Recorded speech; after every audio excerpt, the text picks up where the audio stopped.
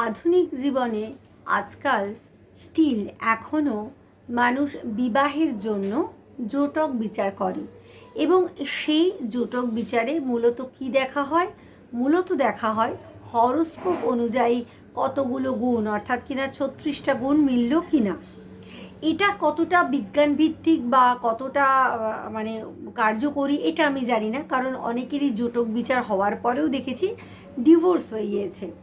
কিন্তু বাৎসায়নের সময়তে কামসূত্র অনুযায়ী সেই সময় কিন্তু জোটক বিচার এভাবে জ্যোতিষমতে তো হতো, তাছাড়া আরও একটা জিনিস ওখানে বিচার করা হতো, সেটা হচ্ছে যে নর ও নারী বিবাহিত সম্পর্কে যেতে যাচ্ছে তাদের যৌন যন্ত্র, হ্যাঁ ঠিকই শুনছেন, তাদের যৌন যন্ত্রের প্রকৃতি অনুযায়ী তাদের জোটক বিচার করা হতো। এবং কামসূত্র অনুযায়ী লিঙ্গের আকার অনুযায়ী পুরুষ 3 প্রকার। কি কি? শশ, বৃষ ও অশ্ব। শশ কারা? যাদের লিঙ্গের আকার 6 আঙ্গুলি, মানে 6 আঙুল মতন। বৃষ কারা? যাদের লিঙ্গের আকার 9 আঙ্গুলি। এবং অশ্ব দ্বাদশ অঙ্গুলি মাপযুক্ত যাদের লিঙ্গ, অর্থাৎ পুরুষ 3 ভাগে তাদের লিঙ্গ অনুযায়ী ভাগ করা হতো, লিঙ্গের মূলত দৈর্ঘ্য এবং তার সঙ্গে সঙ্গে প্রস্থটাও বিচার করে। ঠিক তেমনইভাবে নারী বা স্ত্রীও ছিল 3 প্রকার। কি কি? মৃগী, বড়বা এবং হস্তিনী।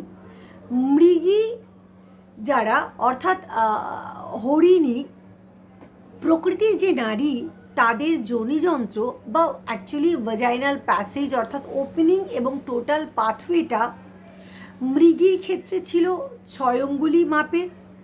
বড়বা মানে হচ্ছে ঘটকি বা মানে মহিলা ঘোড়া, তার ক্ষেত্রে হচ্ছে 9 আঙ্গুলি মতন, এবং হস্তিনীর হচ্ছে দ্বাদশ অঙ্গুলি অর্থাৎ 12 আঙুল মতন।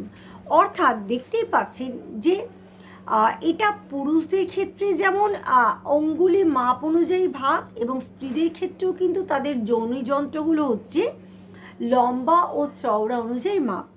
এবার যারা সেক্সুয়াল বিহেভিয়ারোলজি বা সেক্সুয়াল যে আচার আচরণগুলো পড়েছেন তারা জানেন এখানে একটা লক অ্যান্ড কি সিস্টেম আছে, যেখানে যেমন ভ্যাজাইনাল প্যাসেজ বা পাথওয়ে তেমন পিনাস। সেটা এখনকার সায়েন্স বলছে, আর আজ থেকে কত বছর আগে বাদশায়নের সম্পর্কে বলে গেছেন। এবং সেখানে তিনি এটাও বলেছেন যে আপনারা নিশ্চয়ই বুঝতে পারছেন এই ভাগ দেখে যে যে পুরুষের লিঙ্গ 6 আঙ্গুলি তার জন্য যোনিযন্ত্র, অর্থাৎ সেক্ষেত্রে তার সেই নারীকেই পারফেক্ট বলে বিচার করা হবে যার ভ্যাজাইনাল প্যাসেজ হচ্ছে 6 আঙ্গুলি, অর্থাৎ নারী আর পুরুষ তাদের যোনিযন্ত্র পারফেক্ট ম্যাচ। সেক্ষেত্রে শশর জন্য মৃগী, অর্থাৎ পুরুষ যদি শশ হয় প্রকৃতির, মৃগী প্রকৃতির নারী তার জন্য পারফেক্ট।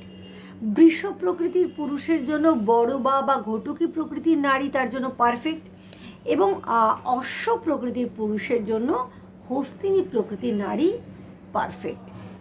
আমরা পরের দিন জানবো যে বাদশাহের কামসূত্র অনুযায়ী কোনটা সমরতি, কোনটা বিষমরতি এবং কোনটা কার জন্য পারফেক্ট।